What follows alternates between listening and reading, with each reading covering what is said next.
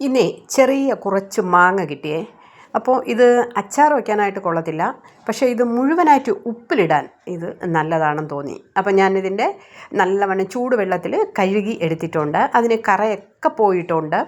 പക്ഷേ ഇത് പിച്ചാത്തി വെച്ചിട്ട് മുറിക്കുകയോ ഒന്നും വേണ്ട, അതങ്ങനെ തന്നെ ഇരുന്നോട്ടെ. ഇനി ഞാനൊരു ഭരണി എടുത്തിട്ടുണ്ട് ചെറുതായിട്ട്. എന്നിട്ട് തിളപ്പിച്ചാറ്റിയ വെള്ളം ഒരു അരഭാഗം ഞാൻ ഒഴിച്ചിട്ടുണ്ട്.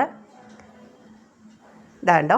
എന്നിട്ട് അതിൽ കുറച്ച് കല്ലുപ്പ് ഒന്ന് ഇട്ട് കൊടുക്കാം. കല്ലുപ്പാണ് ഇതിന് നല്ലത്. മാങ്ങ ഉപ്പിടാനായിട്ട് കല്ലുപ്പാണ് നല്ലത്. ഞാൻ കുറച്ച് ഉപ്പ് ഇട്ടിട്ടുണ്ട്. ഇനി നമ്മൾ കഴുകി വെച്ചിരുന്ന മാങ്ങ ഓരോന്നായി ഇതിലോട്ട് ഒന്നിടാം. മാങ്ങ ഇടുമ്പോൾ ശ്രദ്ധിക്കേണ്ടത് മാങ്ങ മുങ്ങത്തക്കവണ്ണം വെള്ളം നിൽക്കണം. അത് കണക്കാക്കി വേണം നമ്മൾ ഇടാനായിട്ട്. ഇത് ഞാനിപ്പോൾ അര ഭരണിയോളം ഒഴിച്ചിട്ടുണ്ട്. ഏകദേശം ഇത് മതിയാവും. പറക്കിയിട്ട് നോക്കാം.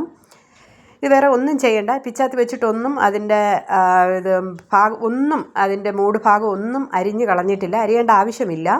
ഇതാ ഇനി ഒരെണ്ണം കൂടെ ഇരിപ്പുണ്ട്, അതുകൂടെ ജസ്റ്റ് നോക്കാം. ഓക്കെ ആയിട്ടുണ്ട്. ഇതാ മുങ്ങിക്കിടപ്പുണ്ട്.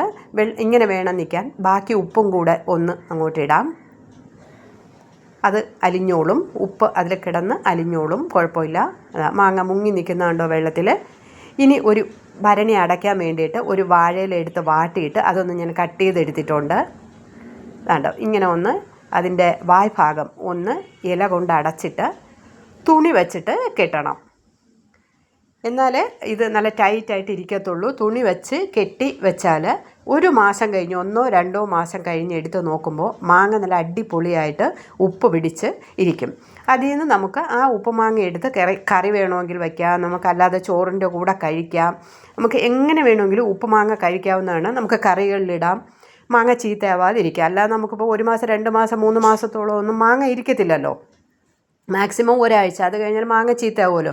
പക്ഷേ ഇങ്ങനെ ഉപ്പിട്ട് സൂക്ഷിച്ചാൽ മാങ്ങ ഒരിക്കലും കേടാവത്തില്ല.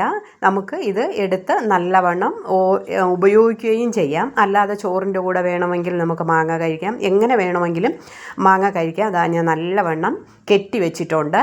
ഇനി അതിൻ്റെ ഭരണിയുടെ ഒരു അടപ്പുണ്ട്, അതുകൂടെ എടുത്ത് ഇതിൻ്റെ മുകളിൽ ഒന്ന് അടച്ചു വെച്ചേക്കാം. അതിൻ്റെ ആവശ്യമില്ല. ഈ തുണിയിൽ തന്നെ നല്ലവണ്ണം ടൈറ്റായിട്ട് കെട്ടിയിരിപ്പുണ്ട്. ഇതിൽ വായു ഒന്നും കിടക്കാതെ കെട്ടി വെച്ചിട്ടുണ്ട്. അപ്പോൾ നിങ്ങൾക്കും ഇങ്ങനെ മാങ്ങ കിട്ടുവാണെങ്കിൽ, അത് കറി വയ്ക്കാൻ പറ്റിയ മാങ്ങയല്ല, കുഞ്ഞു മാങ്ങയാണ്, അതുകൊണ്ട് അപ്പോൾ ഇതുപോലത്തെ മാങ്ങ കിട്ടുവാണെങ്കിൽ നിങ്ങളിങ്ങനെ ഒന്ന് ഉപ്പിലിട്ട് നോക്കുക. Okay, by.